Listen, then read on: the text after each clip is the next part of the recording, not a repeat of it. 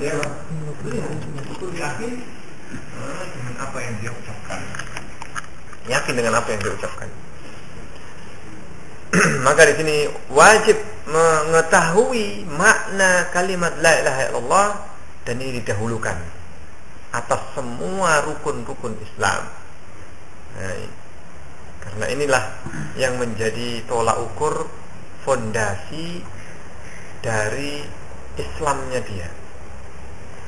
Justru ini yang harus didahulukan. Kita ini sudah sholat, sudah puasa, zakat, haji mungkin, tapi sering tidak mengetahui hakikat dari makna la ilaha illallah. Nah, ini yang akan kita bahas di sini. Qala sallallahu alaihi wasallam, maka di antara hakikat makna la ilaha illallah sebagaimana disebutkan dalam hadis Rasulullah, man qala la ilaha illallah, barang siapa yang dia itu mengucapkan kalimat la ilaha illallah mukhlisan, ikhlas. Ikhlas itu apa? Ikhlas itu hanyalah betul-betul memurnikan ucapannya itu sesuai dengan yang dia yakini hanya untuk Allah Subhanahu wa ta'ala. Dakhalal jannah. Maka kalau seorang itu mengucapkan kalimat la ilaha illallah secara ikhlas, betul murni untuk Allah Subhanahu wa ta'ala, ini tanpa dia itu apa? Mengucapkan karena orang lain, atau karena dituntut, atau karena dia itu sungkan dan sebagainya, atau karena mau kawin, mau nikah, mengucapkan la ilaha illallah. Maka dia kalau betul-betul karena Allah SWT murni dalam hatinya, betul-betul dorongan dari hatinya, maka ini adalah dinamakan mukhlis. Maka jaminannya masuk surga. Hanya sesuai dengan ucapan dan hatinya. Wal mukhlisu huwallazi yafhamuha. Mukhlis, siapakah yang dinamakan dengan orang yang mukhlis? Huwallazi yafhamuha, adalah orang yang memahaminya. Huwallazi yafhamuha, dialah orang yang memahaminya. Wa ya'malu biha, dan beramal dengannya. Wa ya'malu biha. Wa yad'u ilaiha, dan yad'u ilaiha. Dan yang yad'u, yang mengajak, menyeru kepada kalimat la ilaha illallah. Ini namanya mukhlis. Orang yang ikhlas, betul faham dengan keucapan kalimat la ilaha illallahnya, dan beramal dengan kalimat konsekuensi dari kalimat la ilaha illallah, dan kemudian mengajak orang lain. Yad'u ilaiha, mengajak untuk kalimat la ilaha illallah, walaupun kepada saudaranya, istrinya, anaknya, maka dia mengajaknya dan menanamkannya. Qabla ghairiha, sebelum yang lain. Sebelum yang lain. Wa yad'u ilaiha qabla ghairiha, sebelum selain kalimat la ilaha illallah. Ini yang harus dia sampaikan. Lianna fiha tauhid, karena di dalamnya terdapat tauhid. Hakikat tauhid terdapat di dalam kalimat la ilaha illallah. Alladzi yang khalaqallahu al-'alama li ajlihi, yang Allah ciptakan alam semesta ini karenanya. Sehingga kalimat la ilaha illallah ini merupakan tujuan diciptakannya manusia. Tujuan diciptakannya manusia. Wa ma khalaqtul jinna wal insa illa liya'budun. Ibnu Abbas menyebutkan ayat ini, tidaklah aku ciptakan jin dan manusia itu kecuali untuk beribadah. Maksudnya kata Ibnu Abbas, illa liyuwahhidun, kecuali untuk mentauhidkan aku. Jadi semua, bahkan bukan hanya manusia, tapi jin dan semua makhluk ini tadi, ini diciptakan untuk manusia dalam rangka mentauhidkan Allah SWT. Kalau alam semesta ini diciptakan untuk manusia, tapi manusia diciptakan, jin dan manusia diciptakan untuk menyembah, beribadah hanya kepada Allah, mentauhidkan Allah, berarti ciptaan alam semesta ini semuanya untuk apa? Dalam rangka kalimat la ilaha illallah. Sehingga kalimat la ilaha illallah bukan kalimat yang sederhana, mudah diucapkan, akan tapi kandungannya dan konsekuensinya seorang harus tahu. Makanya kenapa orang Quraisy, Abu Thalib, mengucapkan kalimat la ilaha illallah itu sangat mudah. Kenapa tidak mau mengucapkannya? Kenapa ke orang orang Indonesia ini mengucapkan la ilaha illallah itu begitu apa? Begitu mudahnya. Sementara mereka untuk mengucapkan saja tidak mau. Karena mereka tahu bahwasanya kalimat ini di belakangnya dan di balik kalimat ini mempunyai makna yang sangat dalam, yang bertentangan dengan keyakinan mereka selama ini, dengan apa yang mereka lakukan. Mereka masih berdoa kepada selain Allah. Mereka meminta kepada selain Allah, tawassul, istighosah kepada selain atau isti'anah kepada selain Allah. Mendekatkan diri kepada selain Allah, ke berhala-berhala yang mereka ibadahi. Ketika diajak untuk mengucapkan kalimat la ilaha illallah, maka mereka langsung menentangnya, memusuhinya, memerangi. Atau orang yang takut untuk dicela, mereka pun tidak mau mengucapkan la ilaha illallah. Karena mengucapkan itu bukan hanya sekedar mengucapkan, setelah itu apa? Terserah amalannya, tapi konsekuensi. Dia harus melakukan keharusan setelah mengucapkan la ilaha illallah. Wa qala Rasulullah sallallahu alaihi wasallam, ini contohnya yang menunjukkan kalimat ini bukan kalimat yang sederhana. Berkata Rasulullah SAW kepada pamannya Abu Talib, hina hadarahul maut, ketika mau meninggal. Ya ammi, wahai pamanku, kata Rasulullah, wahai pamanku, wahai ya ammi, qul la ilaha illallah. Ucapkan kalimat, katakan saja kalimat la ilaha illallah. Kalimatun yang itu adalah satu kata, satu kalimat yang uhajjulaka biha indallah, yang aku akan berhujjah, menjadikan kalimat ucapanmu itu sebelum meninggalmu itu hujjah, hujjah bagiku dan untukmu, hujjah untukmu, biha dengan kalimat yang kau ucapkan tadi indallah, di sisi Allah. Wa aba an yaqula la ilaha illallah, tapi pamannya tidak mau mengucapkan la ilaha illallah. Jadi kisahnya ketika Rasulullah SAW mendengar pamannya ini sudah mau sekarat, maka Rasulullah datang dan mendapatkan di sampingnya sudah ada Abu Jahal. Di sampingnya Abu Talib. Dan salah seorang Quraisy. Maka Rasulullah SAW mengucapkan, wahai pamanku, ucapkan la ilaha illallah, kalimat yang akan berhujjah di hadapan Allah nanti yaumul qiyamah. Abu Talib melihat kepada Abu Jahal sebelah kirinya. Ini dia melihat kepada Abu Jahal, dan Abu Jahal mengatakan, apakah kau membenci agamanya Abdul Muttalib? Maka setiap dia mengucapkan, setiap dia sudah mendengar kalimat Rasulullah SAW, dia sebenarnya tahu apa yang dia ucapkan, apa yang dia dikatakan Rasulullah adalah benar. Akan tapi setiap dia mengucapkan, setiap dia melihat kepada Rasulullah, maka Abu Jahal langsung mengatakan, apakah engkau mau meninggalkan dan benci kepada agamanya Abdul Muttalib? Maka dia ingat bapaknya, namanya Abdul Muttalib. Kalau orang Arab disebut bapaknya, dihina atau diejek, maka ini lebih lebih marah daripada kalau dia dihina sendiri, dirinya dihina. Karena mengejek orang tua jauh lebih menyakitkan. Ini bisa perang. Bisa perang gara-gara apa? Gara-gara menyebutkan orang tuanya itu. Maka ketika disebutkan Abdul Muttalib, apakah engkau membenci agamanya Abdul Muttalib? Sebutkan bapaknya, tokohnya Quraisy. Maka langsung berhenti. Diulang lagi oleh Rasulullah SAW. Katakan la ilaha illallah. Demikian juga diulang oleh Abdul Muttalib. Tapi di akhir hayatnya Abu Talib ini karena apa?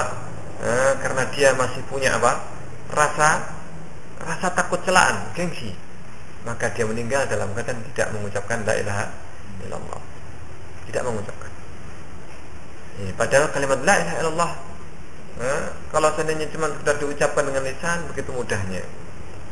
Tapi maknanya yang sangat dalam. Rasulullah SAW disebutkan baqiyar Rasulullah itu tinggal di Mekah, salah satu asyara aman. Itu 13 tahun. 13 tahun tinggal di Mekah. Belum ada namanya syariat. Yang diturunkan, ayat-ayat yang diturunkan oleh Allah SWT, ayat-ayat Makkiyah namanya. Ayat-ayat yang turun sebelum Rasulullah hijrah ke Madinah. Itu namanya ayat-ayat Makkiyah. Kebanyakan itu adalah ayat-ayat yang berisi tentang ancaman surga, neraka, kemudian siksaan orang-orang yang menyelisih Rasul, kemudian kisah-kisah umat-umat sebelum mereka. Ini kisah kehancuran umat-umat yang menentang dakwahnya para nabi dan rasul. Demikian ayat-ayat yang turun di Mekah. Ini masih berkisar tentang apa? Tentang itu. Juz Ammah itu turun kebanyakan adalah di Mekah. Isinya tidak ada disebutkan di situ syariat, wajibnya sholat, puasa, zakat, haji, jihad, kemudian pembagian ghanimah, pembagian waris. Ini belum ada sama sekali. Kecuali sholat itu pun tidak di awal, tapi hampir terakhir Rasulullah mau hijrah. Ketika Isra Mi'rajnya Rasulullah, itu peristiwanya di Mekah, tetapi di akhir fase Mekah. Demikian juga zakat. Zakat itu pun diperintahkan di fase Mekah, itu berupa zakat, bukan zakat yang wajib. Sedekah. Bebas tanpa ditentukan, terserah mau memberi berapa. Baru ditentukan nisabnya, kadarnya berapa. Ini di Madinah. Salat, puasa, zakat, haji dan yang lainnya di Madinah semuanya. Nah, di Mekah selama 13 tahun. Itu yad'ul araba. Itu mengajak orang Arab qailan untuk mengatakan qulu la ilaha illallah. Ini saja yang diajak Allah. Katakan la ilaha illallah. Apa sih sulitnya mengucapkan apa? Kalimat la ilaha illallah. Nah, ini apa susahnya? Apakah mereka itu diajak untuk mengakui bahwasanya Allah penciptanya mereka? Mereka tahu. Mereka sudah kenal Allah sebagai pencipta, sebagai pemberi rezeki, bahkan sebagai pemilik Ka'bah. Baitullah itu nama yang sudah ada sebelum Rasulullah diutus. Bahkan sebelum lahir. Rumah itu sudah dinamakan dengan rumahnya Allah, Baitullah. Mereka sudah kenal. Nah, ini sehingga Ibrahim ketika pertama kali mendirikan Ka'bah, fondasi Ka'bah itu ditinggikan oleh apa? Ibrahim alaihissalam. Nah, ini sehingga ini jauh sebelum Rasulullah SAW ada. Ibrahim mengatakan, ini askantu biwadin ahad. Nah, ini sungguhnya aku apa? Beriyati. Sungguhnya aku beriyati biwadin ghairi rizar'in inda baitikal muharram. Sungguhnya aku meninggalkan keluargaku, istri dan anakku di lembah yang tidak ada apa? Tidak ada tanamannya sama sekali. Tidak ada tumbuh-tumbuhan. Di sisi rumahmu inda baitika al-muharram. Rumahmu yang muharram. Nah, ini sehingga kata-kata rumah Allah, nah ini sudah dikenal, bahkan oleh Nabi Allah Ibrahim tahu bahwasanya itu adalah fondasinya apa? Fondasinya rumah itu Ka'bah. Fondasinya sudah ada. Ibrahim cuma meninggikan saja. Oleh karena itu di dalam Al-Quran disebutkan idz yarfa'u Ibrahimul qawaid. Ibrahim itu cuma meninggikan, bukan membangun. Al-Quran tidak menyebutkan wa idz bana Ibrahim, ketika Ibrahim membangun al-bait, tapi idz yarfa'u Ibrahim. Nah, ini qawaidah, ketika Ibrahim meninggikan fondasinya. Al-Quran menyebutkan bahwasanya Ibrahim itu cuma meninggikan fondasi yang sudah ada. Ini menunjukkan Baitullah itu sudah ada. Sudah ada. Dan disebutkan dalam riwayat bahwasanya yang membangun adalah malaikat. Yang membangun Ka'bah adalah malaikat. Fondasinya ini apa? Dibangun oleh malaikat, lalu kemudian ditinggikan oleh Nabiullah Ibrahim alaihissalam.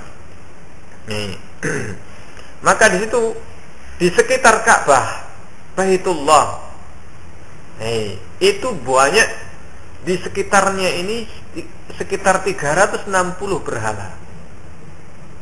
Kenapa kok ditaruh di dalam Ka'bah dan di sekeliling Ka'bah? Karena mereka tahu Ka'bah adalah rumahnya Allah. Dan kalau berhala ditaruh di situ, maka itu menunjukkan kedekatan berhala itu kepada Allah. Mereka meletakkan berhala itu bukan berarti mereka menyembah berhala ini zatnya. Mereka tahu mereka yang membuat berhala itu. Nah, ini mereka yang membuat berhala dari batu, dari bahan-bahan yang mereka tahu. Nah, mereka tahu sekitar Ka'bah. Bahkan di dalam Ka'bah itu ada batu. Berhala Hubal itu berhala dari batu akik hijau. Batu hijau. Nah, yang besar. Dan kemudian karena paling besar ditaruh di dalam Ka'bah. Itu mereka tahu. Itu adalah sebagai suatu batu saja. Tapi mereka menjadikan sebagai sesembahan. Bukan maksudnya menyembah itu mereka minta sujud dan yakin itu adalah penciptanya. Mereka tahu itu adalah ciptaan. Tapi mereka meyakini bahwasanya di batu itu mereka bisa bertawassul kepada Allah dengan batu ini atau dengan berhala. Yang di dalamnya ada roh. Yang mereka harapkan dengan roh itu, roh ini atau bahkan mereka meyakini sebagian malaikat. Itu yang nanti mereka akan menyampaikan kepada Allah permintaan mereka. Mereka berdoa kepada berhala ini, dan berhala inilah yang di dalam berhala ini, ruh yang ada dalam berhala ini akan menyampaikan kepada Allah. Ya, coba. Maka di situ terdapat berhala-berhala yang banyak. Maka Rasulullah mengatakan, "Qul la ilaha illallah." Faqalu ilahan wahidan. Mereka menolak dan mengatakan, apakah satu sembahan saja yang diinginkan siapa? Rasulullah SAW. Kenapa harus satu sembahan? Kenapa harus satu sesembahan? Ma sami'na bihadza. Kami tidak pernah mendengar seperti ini. Ini kata orang Kata orang Quraisy. Kami tidak pernah mendengar seperti ini, ajakan seperti ini. Ma sami'na bihadza. Li'anna al-araba fahimu ma'naha. Orang-orang Arab waktu itu, orang Quraisy tahu maknanya la ilaha illallah. Karena konsekuensinya, kalau mereka mengucapkan la ilaha illallah, mereka harus menghancurkan, meninggalkan sesembahan mereka yang selama ini mereka sembah, dan hanya menyembah kepada Allah SWT, pemilik Ka'bah. Pemilik Ka'bah. Wa anna man qala, dan maknanya apa? Orang yang mengucapkan la ilaha illallah la yad'u ghairallah, tidak boleh berdoa kepada selain Allah. Kita lihat sekarang bagaimana kaum muslimin yang mereka mengucapkan la ilaha illallah, bahkan semakin banyak mengucapkan la ilaha illallah, maka mereka juga banyak berdoa kepada selain Allah. Kenapa demikian? Karena banyak yang tidak tahu maknanya. Berdoa, tawasul, ke kuburan, ke bawah pohon, ke dukun. Dan ini semuanya adalah bentuk-bentuk penyembahan kepada selain Allah. Tanpa terasa kaum muslimin mereka ternyata masuk dalam kesyirikan. Wa anna man qala la yad'u ghairallah fatarakuha wa lam yaquluha, maka mereka meninggalkan kalimat la ilaha illallah dan tidak mau mengucapkan karena tahu keharusannya. Qala Allah Ta'ala anhum, Allah berfirman tentang mereka, innahum kanu idza qila lahum, sungguhnya mereka itu kalau diucapkan, dikatakan kepada mereka la ilaha illallah yastakbirun, maka mereka mengatakan apa? Mereka tidak mau, mereka sombong, tidak mau mengucapkan la ilaha illallah. Jika diajak kepada kalimat ini tidak mau. Wa yaquluna, dan mereka menjawab, a inna latariku alihatina, apakah kita akan meninggalkan sesembahan kita? Kita akan meninggalkan apa yang selama ini kita lakukan? Li syairin majnun, untuk seorang penyair yang gila ini. Siapa maksudnya sini? Rasulullah. Apakah kita meninggalkan penyembahan kepada seorang yang gila ini? Bal ja'a bil haqqi wa saddaqal mursalin. Bahkan Rasulullah itu datang dengan kebenaran, wa saddaqal mursalin, dan membenarkan para rasul sebelumnya. Ini Rasulullah SAW.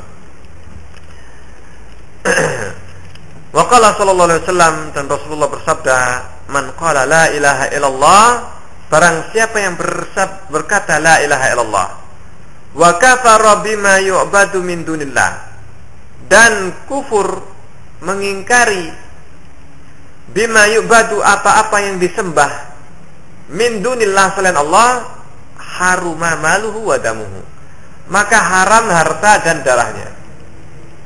Maksudnya apa haram harta dan darahnya? Haram di sini maksudnya tidak boleh diambil, diperangi. Nah ini, haruma maluhu wa damuhu, dan darahnya haram untuk ditumpahkan, untuk dibunuh. Hartanya haram untuk diambil. Nah ini Rasulullah mengatakan kecuali haknya saja. Kecuali apa? Haknya harta itu zakat,